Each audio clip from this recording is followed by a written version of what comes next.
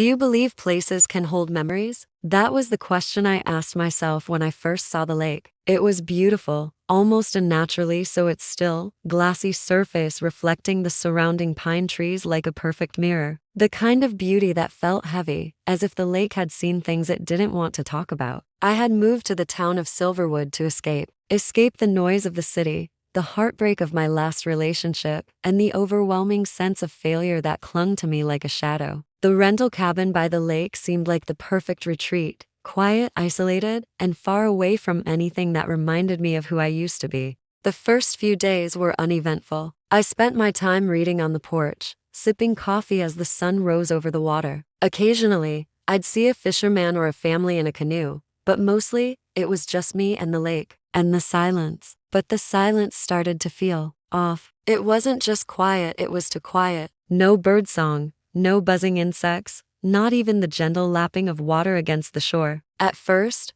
I told myself I was imagining things, but then I noticed the locals. Every time I went into town, people would smile politely but avoid eye contact. When I mentioned the lake, their faces would tighten, and they'd change the subject. One evening, at the small diner where I'd started to become a regular, I worked up the nerve to ask the waitress about it. "What's the deal with the lake?" I asked casually, swirling my straw in my glass of iced tea. She froze, her hand gripping the coffee pot a little too tightly. "What do you mean?" "I don't know. It just feels weird, like something's off." She hesitated, glancing around as if someone might overhear. Then she leaned in close and whispered, "If I were you, I'd stay away from the water after dark." "Why?" I asked, my stomach tightening. But she just shook her head and walked away, leaving me with more questions than answers. That night, I sat on the porch, staring at the lake. The moonlight made the surface shimmer, but there was something unnatural about it, like the water was hiding something beneath its perfect reflection. I couldn't shake the feeling,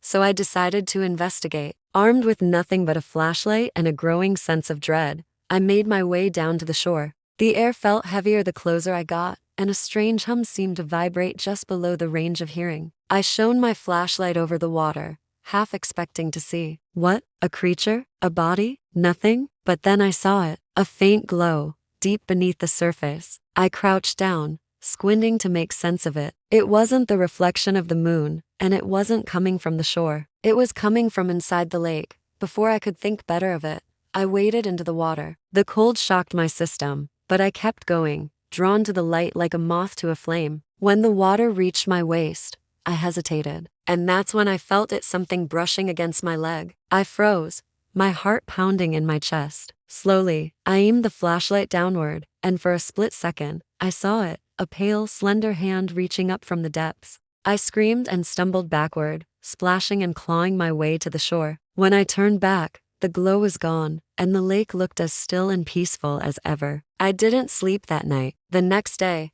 I went back into town, determined to get answers. This time, I cornered an older man at the hardware store, someone who looked like he'd lived in Silverwood his whole life. "What's in the lake?" I demanded. His expression darkened, and he lowered his voice. "You saw it, didn't you?" I nodded, my throat dry. He sighed, rubbing a hand over his weathered face. "They call it the echo. It's not alive, not in the way we are, but it remembers. Every soul that's ever been lost to that water, it holds onto them. And sometimes it reaches out." "Why? What does it want?" "No one knows," he said, his voice barely above a whisper. "But people who get too curious about the lake, they don't always come back." I should have left Silverwood that day, packed my bags and never looked back, but something about the echo wouldn't let me go. The lake had seen things, and now, so had I. And deep down, I knew I wasn't done with it. Or maybe, it wasn't done with me. Make sure you like this video, subscribe to our channel, and share this video with your friends. Thanks for watching.